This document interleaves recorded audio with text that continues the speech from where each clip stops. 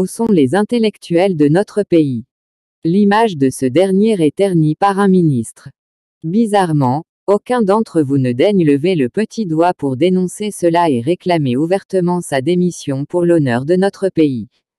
Décidément, chez nous, un intellectuel est celui qui sait parler et écrire correctement le français, et ce, quelle que soit sa compromission avec les puissants ou son degré de soumission.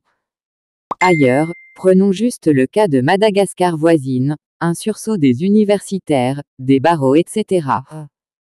allait se lever comme un seul homme pour défendre l'image du Tanindrasana, le pays des ancêtres. Chez nous, les intellos on les voit le plus souvent, imbus de leur arrogance de multidiplômés, diplômes amalifaux, comme dirait l'autre, uniquement quand il s'agit porter l'onction d'une douteuse légitimité à un énième coup foireux contre le peuple. Il suffit de regarder la composition des différentes commissions des assises nationales, vous verrez ces chasseurs de per diem. Parfois même ceux de notre génération jouent les morts quand il s'agit de monter au créneau pour défendre les valeurs républicaines et l'image du pays. Cette affaire de Doul Kamal est le pire, car elle seule est la confluence des maux qui nous rongent dans ce pays. La corruption et autres connivences avec ces délinquants financiers sans scrupules qui nous gouvernent hier et aujourd'hui. L'autocensure intellectuelle de certains dès lors que le dossier touche la France.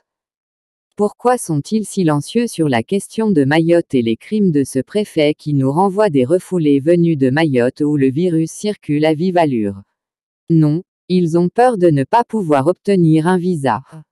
Et secondo, ils gardent l'espoir un jour de devenir président des Comores, et que pour cela, l'inconscience collective de certains croit que ce rêve n'est pas du ressort du peuple souverain des Comores mais de la volonté de la France. Et ce même si élection de Mohamed Taki Abdou Karim et Ahmed Abdallah Mohamed Sambi a mis à mal cette idiotie. Honteux.